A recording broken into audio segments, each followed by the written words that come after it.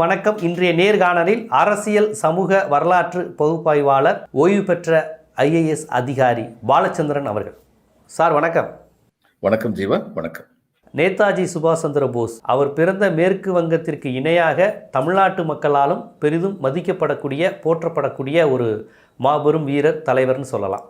மற்ற மாநிலங்களை பற்றி எனக்கு தெரியாது. பட் தமிழ்நாட்டில் நேதாஜியை தெரியாதவங்களே கிடையாது, குறிப்பாக தென் தமிழகத்தில்.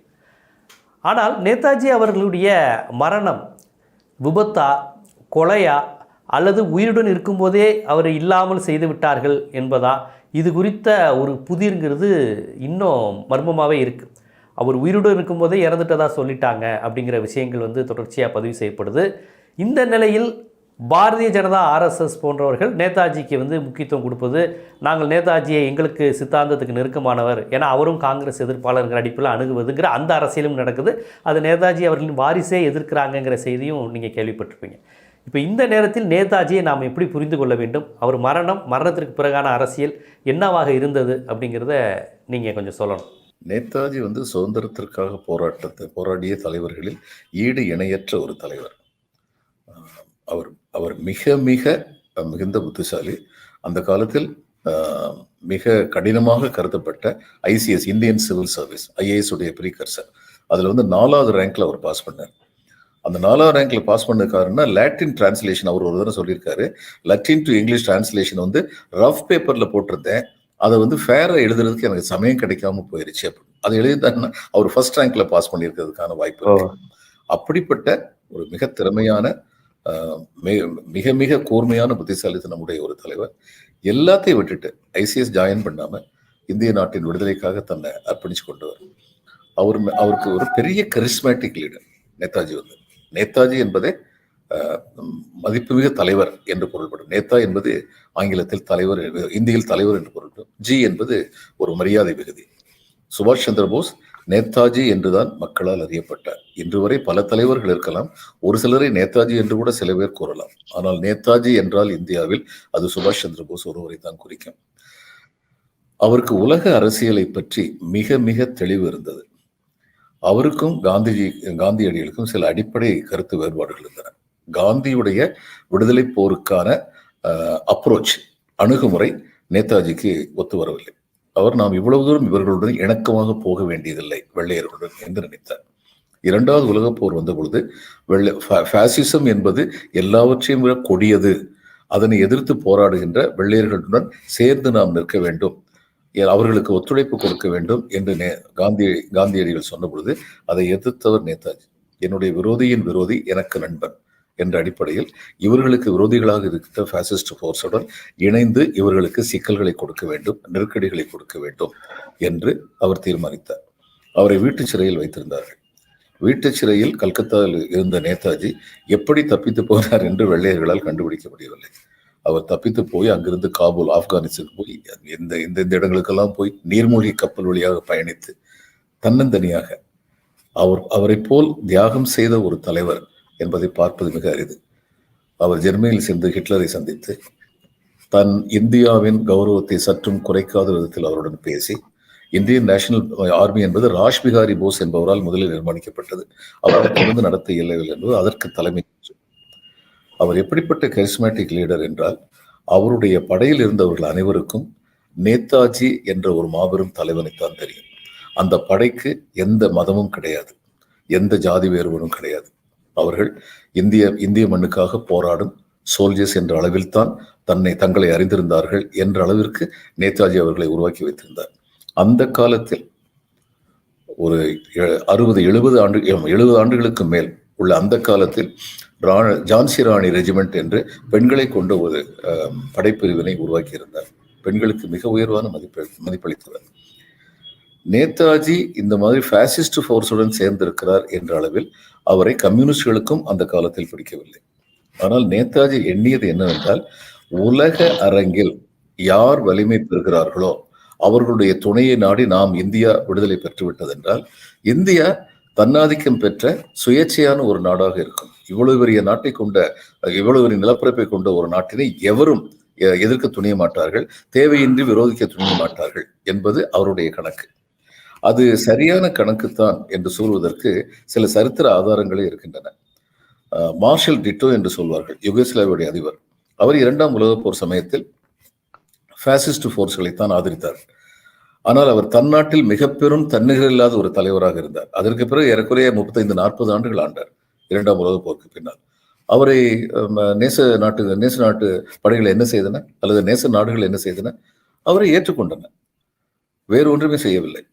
எனவே நேதாஜி ஒருவேளை இங்கு திரும்பி இருந்தால், 2ஆம் உலகப் போருக்கு பின் திரும்பி இருந்தால், இந்த நாட்டின் தலைவராக மக்கள் ஏற்றுக்கொண்டிருந்தால் அந்த நேச நாடுகள் ஒன்றும் செய்திருக்காது. ஆனால் 2ஆம் உலகப் போரின் குற்றவாளியாக டிக்ளேர் செய்யப்பட்டவர்கள் எல்லாம் திரும்பி வந்தால் கைது செய்யப்பட வேண்டும் என்ற ஒரு ஒப்பந்தத்தின் அடிப்படையில் தான் இந்தியா விடுதலை பெற்றது என்று கூறப்பட்டது.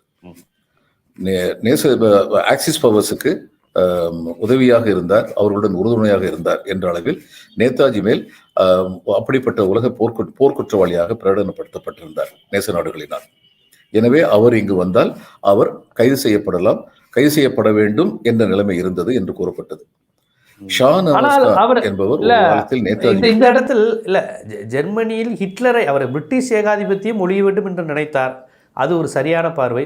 ஆனால் அதற்கு பதிலீடாக ஹிட்லரையும் முசோலினியும் ஆதரித்தது அப்படிங்கிறது அது ஒரு இன்னொரு சர்வாதிகாரம் தானே. ஒருவேளை அவர்கள் உதவியில் ஒருவேளை விடுதலை கிடைத்திருந்தால் நமக்கு அவங்களுடைய பெப்பட் கவர்மெண்ட்டாக தானே இந்தியாவை அது இயக்க நினைக்கும். இருந்திருக்காது. நேதாஜி இருந்தால் அது நிச்சயமாக நடந்திருக்காது. நேதாஜியுடைய கணக்கு என்னவென்றால், நான் ஏற்கனவே சொன்னது போல், இந்தியா போன்ற இவ்வளவு பெரிய நிலப்பரப்பை கொண்ட நாட்டினை அவர்கள் அடிமைப்படுத்தவும் முடியாது, அவர்கள் நம்மை ஆண்டு கொண்டிருக்க முடியாது. ஒரு சரியான தலைவன் இருந்தால் அதற்கு நேதாஜியை விட சரியான தலைவன் கிடைத்திருக்க மாட்டான், அதில் சந்தேகமே கிடையாது. இப்போ நேதாஜி அப்படிப்பட்ட ஒரு ஒப்பந்தம் இருந்ததா? நேதாஜி இங்கு வந்தால் கைது செய்யப்படுவார் என்ற ஒரு ஒப்பந்தம் இருந்ததா? ஷா நவாஸ் கான் என்பவர் நேதாஜியுடைய படையில் இருந்த ஒருவர். பின்னால் அவர் காங்கிரஸில் சேர்ந்து துணை அமைச்சர், ராஜாங்க அமைச்சர் என்ற பெற்றார். அவருடைய தலைமையில் ஒரு விசாரணை குழு அமைக்கப்பட்டது, நேதாஜி உண்மையில் இறந்து விட்டாரா இல்லையா என்பதை கண்டறிவதற்காக. நேதாஜியுடைய மிகப்பெரிய உற்ற நண்பராக இருந்த தமிழ்நாட்டை சேர்ந்த திரு முத்துராமலிங்க தேவர் அவர்கள், அவர்தான் முதலில் இந்த உலகிற்கு அறிவித்தது அவர்தான். என் தலைவன் இறக்கவில்லை, என்னுடன் தொடர்பில் இருக்கின்றார் என்று 1950களில், இந்த பிகினிங் ஆஃப் 1950s நினைக்கிறேன், அவர் சொன்னவுடன் உலகத்தில் உள்ள அத்தனை பத்திரிகைகளும் அந்த செய்தியை போட்டனர். இவர் விசாரணை குழுவில் சாட்சியம் சொல்வதற்காக அழைக்கப்பட்டிருந்த பொழுது அனுஜ் தஹார் என்பவர் இந்தியாஸ் பிக்கஸ்ட் கவர் அப் என்று ஒரு பெரிய நூல் எழுதியிருக்கிறார். நேதாஜியுடைய உண்மையில் என்ன நடந்தது என்பதை மறைப்பதற்கு இந்திய அரசு எத்தனை முயற்சிகள் எடுத்தன என்பதை பற்றி மிக விளக்கமாக எழுதியிருக்கிறார். அந்த நூலில் அவர் குறிப்பிடுகிறார், விசாரணை கமிஷன் முன்னால் நின்ற திரு தேவர் ஒரே ஒரு கேள்வி விசாரணை கமிஷனிடம் கேட்டாராம். நான் என் தலைவன் இருப்பிடத்தை உங்களிடம் சொன்னால், அல்லது என் தலைவன் இந்தியாவிற்கு வந்தால் அவர் கைது செய்யப்பட மாட்டார் என்று உங்களால் உத்தரவாதம் கொடுக்க முடியுமா? அந்த உத்தரவாதத்தை அவர்கள் கொடுக்கவில்லை. It's on record. எனவே தேவர் சொன்னார், நான் இங்கு சாட்சியம் சொல்ல மாட்டேன் என்று மறுத்துவிட்டு போய்விட்டார் என்று சொல்ல. சுதந்திர இந்தியாவில் கூட பிரிட்டிஷுக்கு கட்டுப்பட்டு நேதாஜியை கைது செய்வோம் தான் சொன்னுச்சா இந்தியா? ஆமாம், அதாவது அந்த ஒப்பந்தம் இருந்தது உண்மைதான். அதுக்கு இன்னொரு உதாரணம் சொல்றேன். கப்பலோட்டிய தமிழன் ஒரு படம் பார்த்திருப்பீங்க. அதுல ஜெமினியசனுடைய கேரக்டர் பேர் மாடசாமி. அவர் மாடசாமி பிள்ளை உண்மையில வாழ்ந்த ஒரு நபர். ஒரு நேரத்துல இவங்க என்ன பண்ணாங்க, சுதேசி கப்பலை குண்டு வச்சு தகர்த்தரணும்னு சொல்லிட்டு முயற்சி பண்ணாங்க. தன்னுடைய உயிரை திறனமா வதிச்சு கீழே போய் அந்த குண்டை எடுத்து வெளியில் செயலிழக்க வச்சவர் மாடசாமி பிள்ளை. இந்த மாடசாமி பிள்ளை என்ன பண்ணாங்க, ஆஷ் துறையை சுட்டு கொண்ட கேஸ்ல பொய் கேஸ்ல இவர் மாட்டி விட்டாங்க.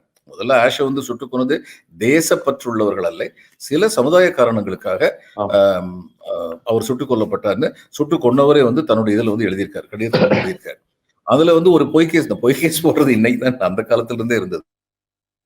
இவர் மாட்டி விட்டாங்க. அந்த பொய் கேஸ்ல இவரையும் சேர்த்து விட்டாங்க. சேர்த்து விட்டதுக்கு அப்புறம் இவர் தப்பிச்சு போயிட்டார். தப்பிச்சு குழந்தையை பாக்குறதுக்கே, அவர் மனைவி அந்நேரம் கர்ப்பமா இருந்தாங்க. குழந்தை பிறந்ததுக்கு அப்புறம் மார்வேஷத்துல தன்னுடைய பிள்ளையை பார்த்துட்டு மறுபடியும் ஓடி போயிட்டார்.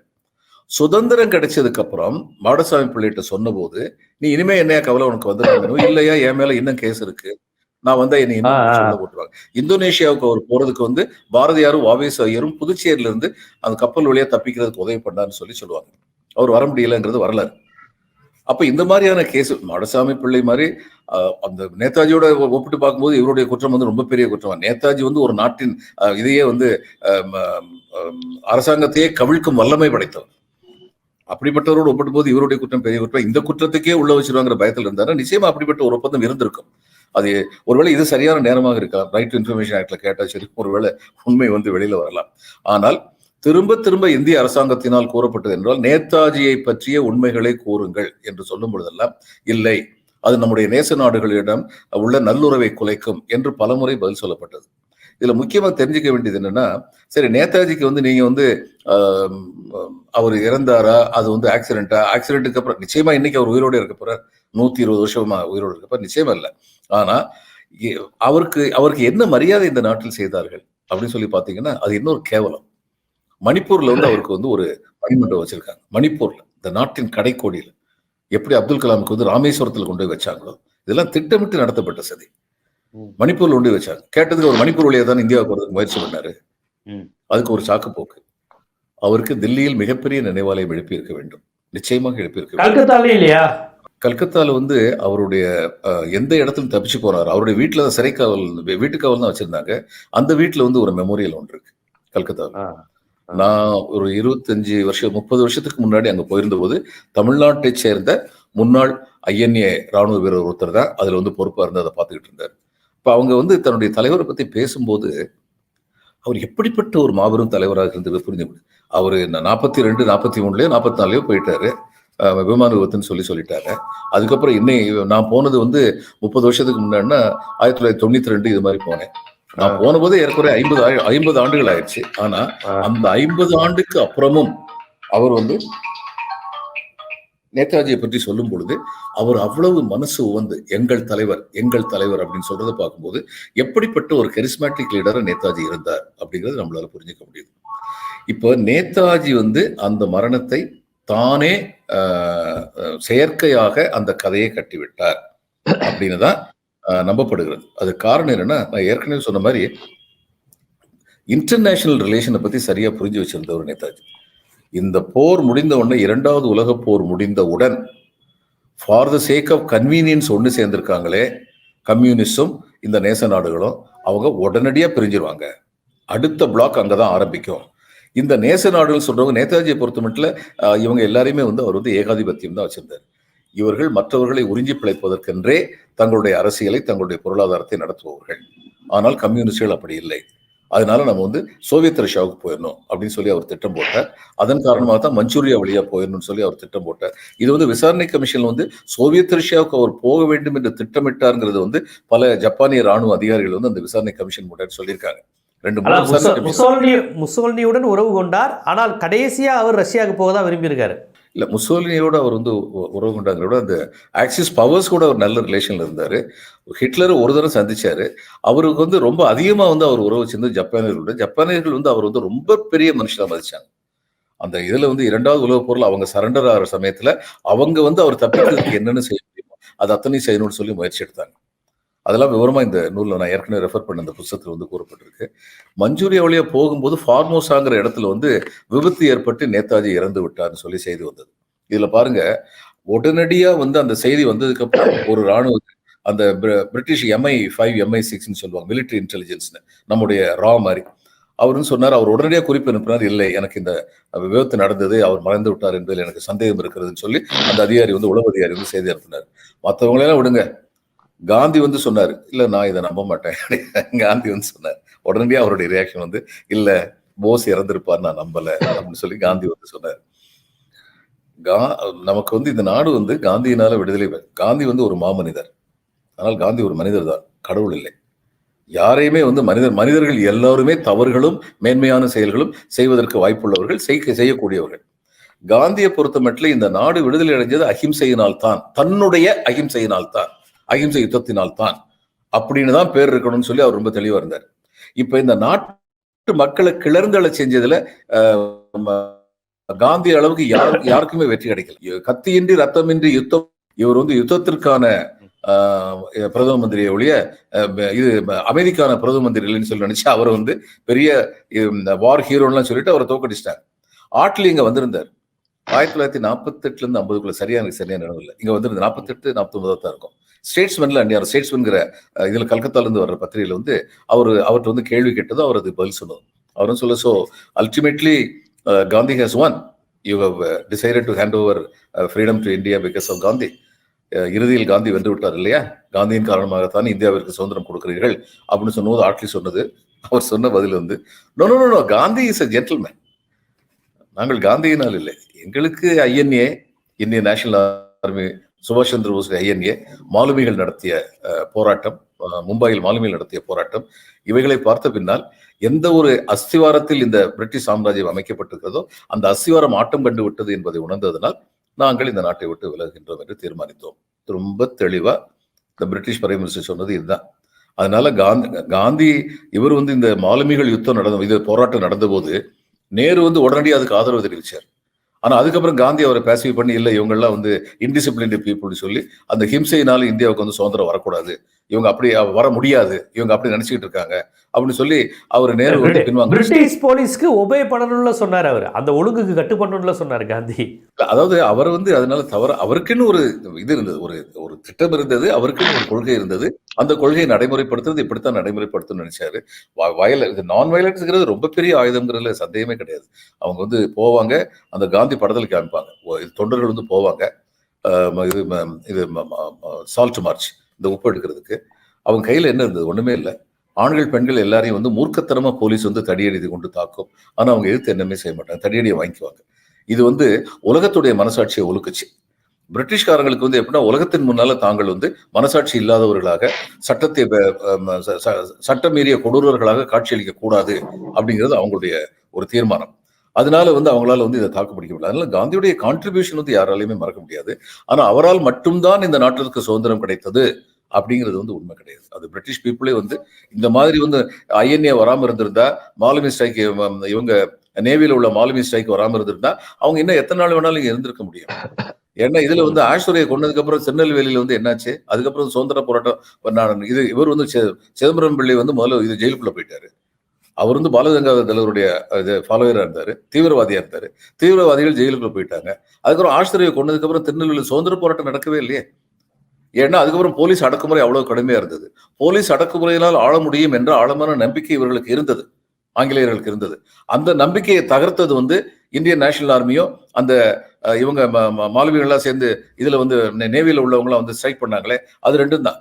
அதை பார்த்ததுக்கு அப்புறம் தான் இவங்களுக்கு இனிமே யாரை நம்பி நம்ம இந்த நாட்டில் வந்து உட்கார்ந்து இருக்க முடியும், யாரை வைத்து நாம் வந்து மிரட்ட முடியும் நினைக்கிறோமோ அவர்களே நமக்கு எதிராக திரும்புகின்றார்கள்ங்கிறது அவருடைய அடிப்படை பயமா போயிடுச்சு. இப்ப காந்திட்ட வந்து எனக்கு உள்ளது பகவத்சிங்க மாதிரி ஒரு தேச பக்தரை எங்க பார்க்க முடியும்? ஆனா பகவத்சிங்குடைய விடுதலைக்காக அவருக்கு வந்து தூக்கு தண்டனை சொல்லியிருந்தாங்க. தூக்கு தண்டனையை குறைக்கணும்னு அவர் தந்தை வந்து மன்றாடினாரு.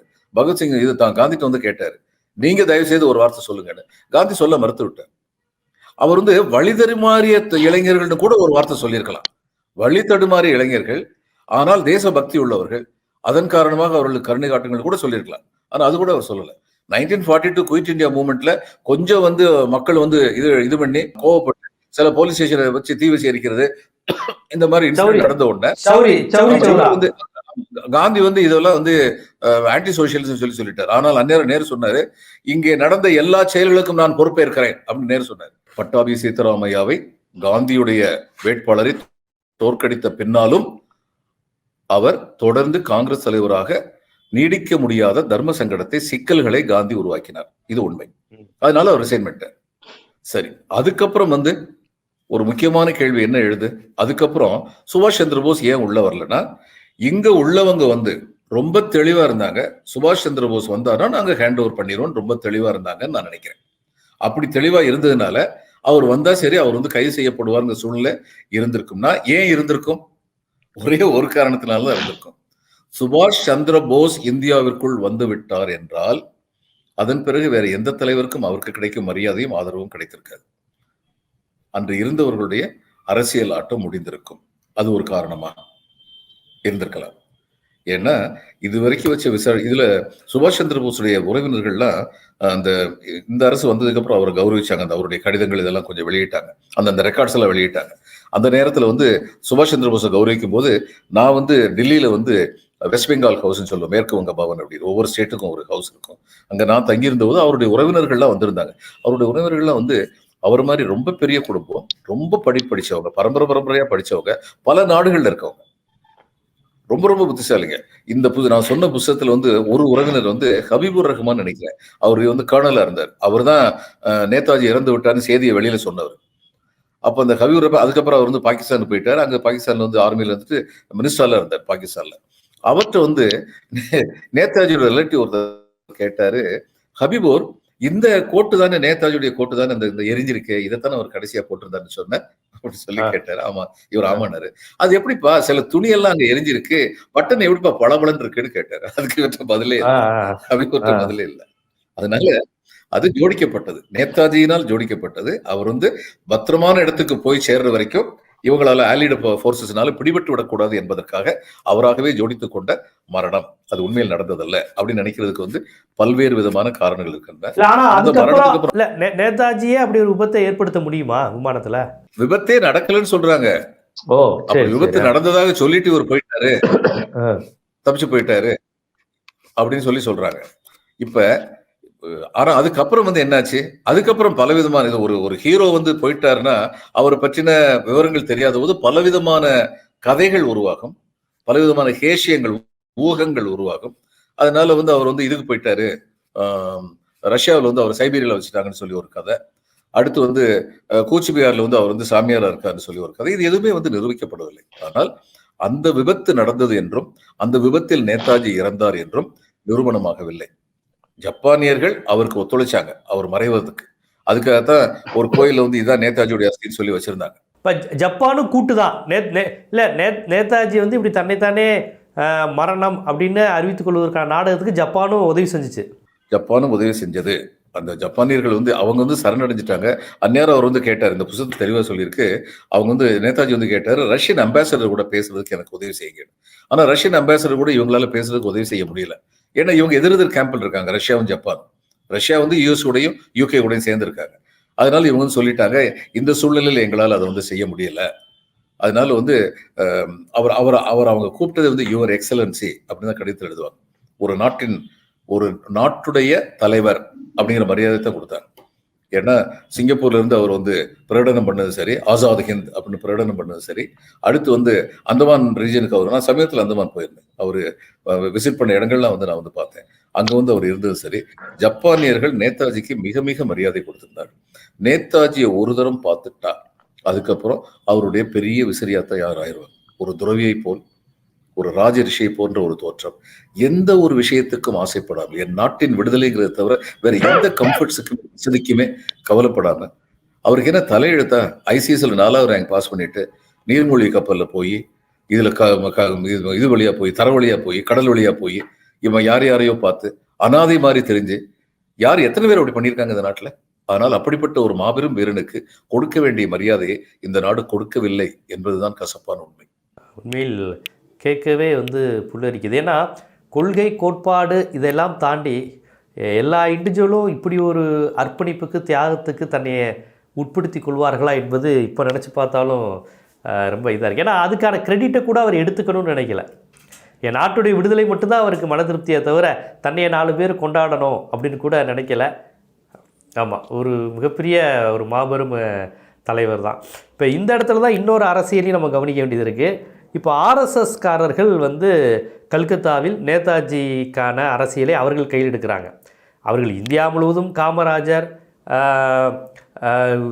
பல்வேறு காங்கிரஸ் தலைவர்கள், உங்களுக்கே தெரியும் எல்லா இதுலேயும் உள்ள தலைவர்கள், நான் பிராமின் லீடர்ஸ், மடங்கள், ஆதீனங்கள், நாராயணகுரு, ஐயன்காலின் எல்லாருமே எங்கள் இந்துத்துவத்தினுடைய ஆட்கள் தான் அப்படிங்கிற அரசியலை அவர்கள் செய்து கொண்டு இருக்கிறார்கள். அந்த வகையில் அம்பேத்கருக்கு இணையாக இப்போது நேதாஜியையும் ஆர்எஸ்எஸ் கையில் எடுக்குதுங்கிற செய்தி வருது. அவங்க மகள் கூட அதை தவிர்த்துருக்குறாங்க, ஆர்எஸ்எஸ்க்கும் எங்கள் அப்பாவுக்கும் தொடர்பு இல்லைன்னு. இந்த அரசியலை எப்படி பார்க்குறீங்க? கல்கத்தா மக்கள் இதை எப்படி பார்ப்பாங்க? இல்லைங்க, நேதாஜியுடைய மகள் அதை சொன்னது வந்து ரொம்ப பெருமையாக இருக்குது. நேதாஜியுடைய ரத்தம் ஓடுற உடம்பு இல்லையா, அதனால அவங்க ரொம்ப சரியாக சொல்லியிருக்காங்க. அரசியல் என்று பார்த்தால் இவர்கள் வலதுசாரி கூட்டத்தை சேர்ந்தவர்கள், என் தந்தை இடதுசாரி தன்மை உடையவர். அதனால இவங்க அவரை கொண்டாடுறது வந்து, அவரை உரிமை கொண்டாடுறதுங்கிறது வந்து ஏற்றுக்கொள்ளப்பட முடியாதுன்னு சொல்லியிருக்காங்க. இவங்களுக்கு வந்துங்க இந்த சனாதன தர்மத்தை நிலைநாட்டணும்னு சொல்லிட்டு இந்து மதம்ங்கிற பேர்ல வந்து பேசிக்கிட்டு இருக்கவங்க எல்லாருமே யார் யாரெல்லாம் எதிர்ப்பாளராக இருந்தாங்களோ அவங்களையெல்லாம் சேர்த்து வச்சுக்கிடுவாங்க. புத்தர் வந்து இந்த சமயங்களுக்கு எதிர்ப்பாளராக இருந்தாரு. அவரை மகாவிஷ்ணுவுடைய 10 அவதாரத்தில் ஒரு அவதாரம்னு சொல்ல ஆரம்பிச்சிட்டாங்க. சாய்பாபா வந்து ஒரு முஸ்லீம்னு சொல்லி எல்லாருக்குமே தெரியும். அப்போ அவரை இந்துவா காமிக்கிறதுக்காக ஒரு முயற்சி இப்போ வந்து நடக்குது. என்ன இவர் வந்து சர்தார் வல்லபாய் பட்டேல் வந்து உள்துறை அமைச்சராக இருந்தபோது ஆர்எஸ்எஸ்க்கு தடை விதிச்சாரு. அவர் வந்து எங்களுடைய இவர் சன் ஆஃப் தி சாயில் அப்படின்னு சொல்லி அவருக்கு உரிமை கொண்டாடுறதுக்கு இப்போ வந்து முயற்சி நடக்குது. இவர் வந்து முத்துராமலிங்க தேவர் வந்து தேசியமும் தெய்வீகமும் என் இரு கண்கள் அப்படின்னு சொல்லி சொன்னவர். அவர் வந்து ஏகாதிபத்தியத்துக்கு விரோதியா இருந்தவர். அவர் சமயப்பற்று உள்ளவர், சமய வெறி உள்ளவர் இல்லை. இன்னைக்கு அவரையும் வந்து தங்களுடைய ஐகான்ல ஒன்னா வாக்குறதுக்கு முயற்சி நடக்குது. இதெல்லாம் மக்களை திசை திருப்புற முயற்சி, அவ்வளவுதான். அவர் கோல்வால்கரை அழைத்து மதுரையில் மீட்டிங் கூட்டம் நடத்தினாருங்கிற அந்த ஒரு சம்பவத்தை சொல்லி அவர் ஆர்எஸ்எஸ்க்கு நெருக்கமானவர், காமராஜருக்கு நேருவுக்கு எதிரானவர், ஆகவே அவர் எங்க ஆட்கள் அப்படிங்கிற வாதத்தை அவங்க வைக்கிறாங்க. ஆமா, இப்ப ஹிட்லர் போய் பார்த்தாருங்கிறனால நேதாஜி வந்து ஃபேசிஸ்ட்னு சொல்ல முடியாதுல்ல. அது மாதிரி தான் இதுவும். எந்த சந்தர்ப்பத்தில் கோல்வால்கரை அழைத்து வந்து மீட்டிங் எனக்கு விவரம் தெரியாது. ஆனா இவர் சம்பவம் தெரியல, ஆனா சொல்லிக்கிட்டே இருக்கிறாங்க. அவங்க அந்த விஷயத்தை அவங்க சொல்லிக்கிட்டே இருக்கிறாங்க. எங்க இதுல வந்து மதுரை மீனாட்சி அம்மன் கோயில் வந்து வைத்தியநாதர் வந்து ஆலய பிரவேசம் வந்து பட்டியலை சேர்ந்தவங்களுக்கு நடத்தணும்னு சொல்லி முயற்சி பண்ணும்போது அவருக்கு பயங்கர மிரட்டல் வந்தது. அவர் நேரம் இவர்கிட்ட தான் போய் விழுந்தார். அந்த அந்த அந்த சரித்திரம் சரியா சொல்லப்படுறதில்ல. வைத்தியநாதர் கொடுக்குற பேரு கிரெடிட் வந்து இவருக்கு கொடுக்கறதில்ல. இவர் வந்து சொன்னாரு, நான் தான் முதல்ல போய் நிற்பேன், தைரியம் உள்ள எவனாவது வந்து எதிர்த்து நின்று பட்டியலத்துக்காரங்க கோயிலுக்குள்ள போகக்கூடாதுன்னு சொல்றதுக்கு எவனுக்கு தைரியம் இருக்குன்னு வா அப்படி ஒரு வார்த்தை சொன்னா அடங்கிருச்சு மதுரை. அதான் உண்மை. இவருடைய ரொம்ப ரொம்ப நெருங்கிய ஃபாலோயரா இருந்த ஒருத்தர், I don't want to name give his name, அந்த தலைவருடைய பையன் வந்து ஒரு பட்டியலின பெண்ணை வந்து நெருங்கி பழகி அந்த பட்டியலின் பெண் வந்து தாய்மை அடைஞ்சிட்டாங்கன்னு சொல்லி சொன்ன உடனே இவர்கிட்ட வந்து நின்னார். அது நீங்க வந்து தான் கொஞ்சம் இதை சரி பண்ணி கொடுக்கணும்னு சொல்லி சொன்னார் முத்துராமலிங்க தேவருக்கு. அவர் சொன்னார், சரி பண்றது என்ன, சரி பண்றது அந்த பொண்ணை கல்யாணம் பண்ணி சொல்லிட்டார் ஒரே வார்த்தையில். இவர் தான் இவங்க வந்து சொல்லுங்க சொந்தம் கொண்டாடிட்டு இருக்காங்க. அவர் வந்து ஒரு மறவர் சமூகத்தை சேர்ந்தவங்க ஒரு பட்டியல் சமூகத்தை சேர்ந்த பெண்ணை திருமணம் செஞ்சுக்கோ அதான் சரி அப்படின்னு சொல்றாரு முத்துராமலிங்க தேவர் அப்படின்னு சொல்லியிருந்தாரு. அவருக்கு சமையல் பண்ணி போட்டுக்கிட்டு இருந்தது வந்து பட்டியலத்தை சேர்ந்தவங்க தானுங்க. தன்னுடைய சொத்தை அவர் எழுதி வச்சது வந்து அவங்களுக்கும் சேர்த்தான் எழுதி வச்சார். யாரெல்லாம் தன் கூட இருந்தாங்களோ அவர்கிட்ட அந்த பேர் அவருக்கு வந்து அது எந்த அளவுக்கு உரிமைன்னு தெரிய சொல்லுவாங்க. ஒரு முஸ்லீம் பெண்மணி தான் அவருடைய அம்மா வந்து உடம்புக்கு முடியாம இருந்தபோது அவர் சின்ன குழந்தையா இருந்தபோது அவர் பால் கொடுத்து ஒரு முஸ்லீம் பெண்மணி சொல்லுவாங்க.